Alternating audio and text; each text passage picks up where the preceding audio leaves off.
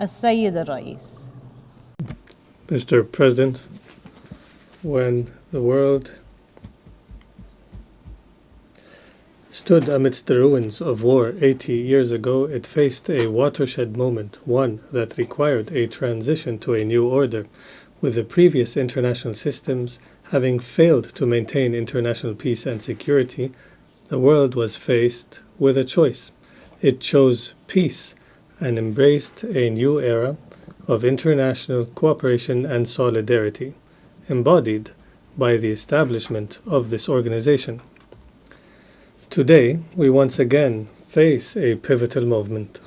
Today, the world is marked by turmoil, conflict, and humanitarian crises. Threats to state sovereignty, proliferation risks, and extremist ideologies persist, undermining the foundations of stability and development. Amidst these challenges, my country has chosen the path of prudence and de-escalation, leveraging its capabilities to build bridges, prevent conflicts, and place the interests of humanity above all. We have sought to strengthen the mechanisms for international cooperation and multilateralism, as well as the norms and principles of the UN Charter and international law. In doing so, the UAE promotes the principles of good neighborliness and respect for sovereignty of states to create opportunities and advance progress in every field. My country has also championed genuine humanitarian diplomacy aimed at preserving the dignity of individuals in the most difficult circumstances. We have sought to bridge divides, facilitating the exchange of thousands of prisoners between Russia and Ukraine, hosting peace talks between Azerbaijan and Armenia, and undertaking efforts to de-escalate tensions in South Asia and beyond. In the face of these global challenges, the United Arab Emirates remains committed to diplomacy, peaceful solutions, and dialogue. Our aim is not simply to manage conflicts, but to resolve them sustainably. The urgent need for this approach is clear around the world, whether in the Gaza Strip, Ukraine, Sudan, Yemen, Libya, or the Sahel. Many of the crises around us have been exacerbated by extremist ideologies, hate speech, and incitement.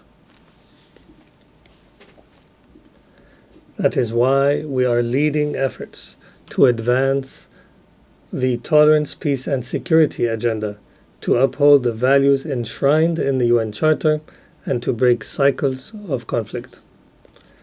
There is no doubt that what we are witnessing today in the Palestinian-Israeli conflicts is not only a result of, but serves extremists and warmongers' efforts who seek to undermine the path to a peaceful resolution. Nothing can justify targeting tens of thousands of civilians, or besieging them, or starving them and forcibly displacing them, nor can anything excuse the pursuit of unacceptable expansionist ambitions, including the threat of annexing the West Bank. Similarly, there is no justification for the taking of hostages or the targeting of civilians in conflict. We emphasize the need to protect the hostages as per international humanitarian law. This situation also cannot serve as an excuse to attack countries in the region.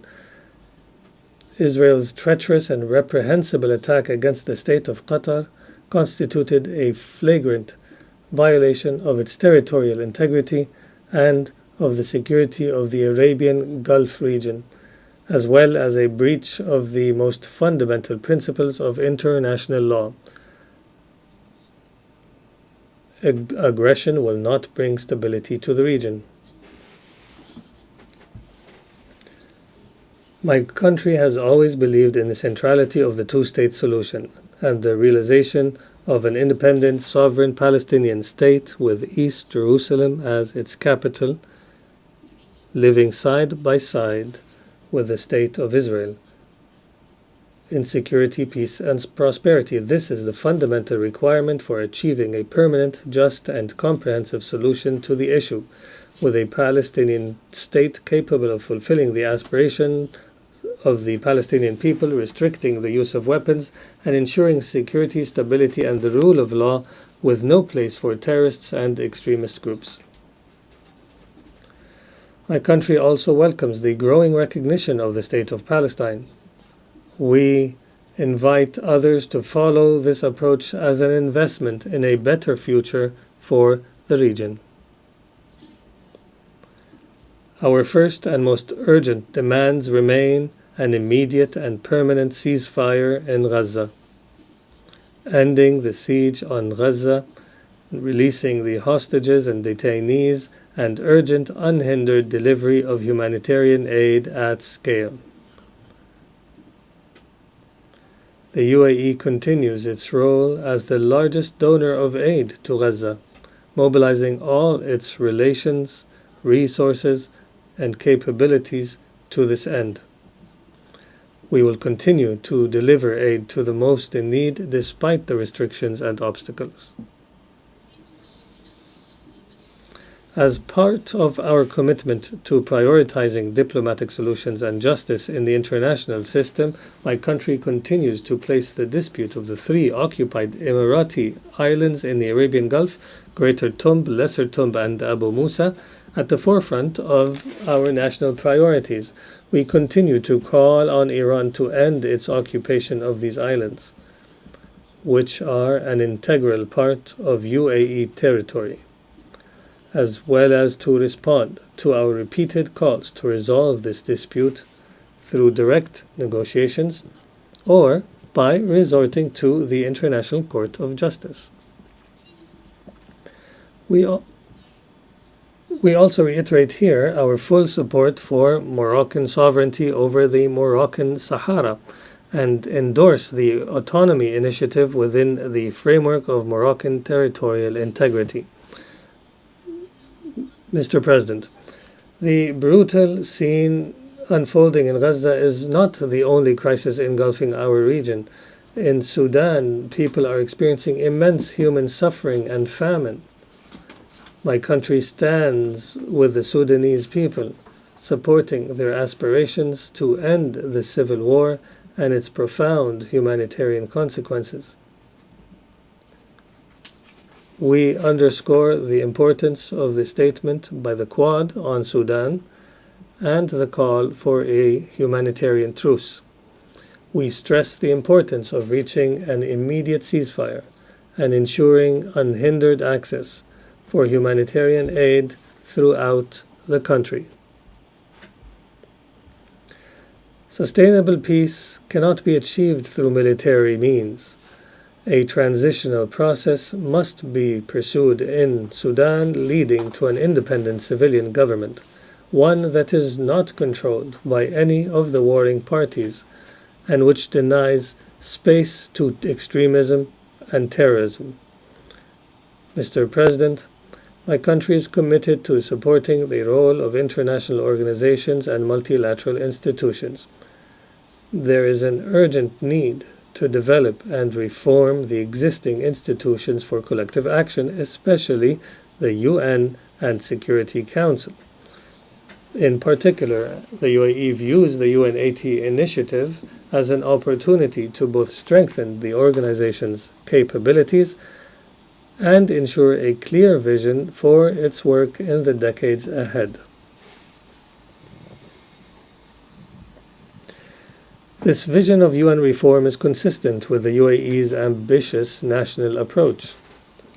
Under the wise leadership of His Highness Sheikh Mohammed bin Zayed Al Nahyan, President of the UAE, may God protect him. It is a vision for an effective and equitable international system capable of serving humanity and working collectively to achieve comprehensive and sustainable prosperity. This is reflected across the UAE's policies. Regarding the economy and development, we have doubled our foreign investments in various projects. We have expanded the scope of our partnerships, delivering shared prosperity particularly with the Global South. This includes in Africa, where our investments have extended across various sectors, reflecting our belief in the importance of openness and engagement to achieve shared development, prosperity, and stability. In the fields of science, technology, and artificial intelligence, my country has sought to harness these tools to advance sustainable development around the world. We support countries to build their technological capacities while respecting their national values and priorities, and ensuring the responsible and ethical use of these technologies in accordance with international law.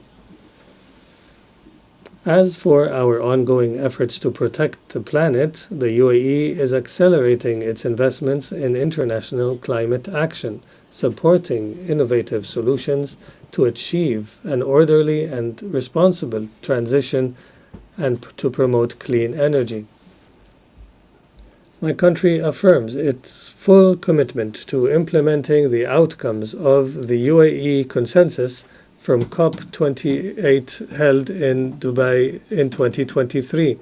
My country is also investing heavily in addressing the challenges of water scarcity, including through the Mohammed bin Zayed Water Initiative, which supports the development and application of pioneering technology to promote sustainable access to this important resource. And as we prepare to host the UN Water Conference next year with the Republic of Senegal, we will seek to strengthen international cooperation on this issue and stimulate investment in innovation. And in all our projects and initiatives, we seek to promote the full, equal, and meaningful participation of women as essential partners in society.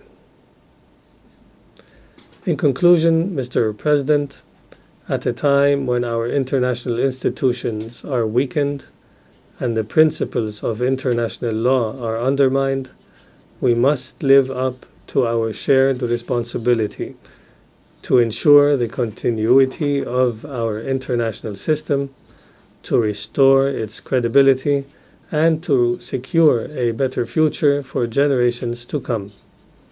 Thank you, Mr. President.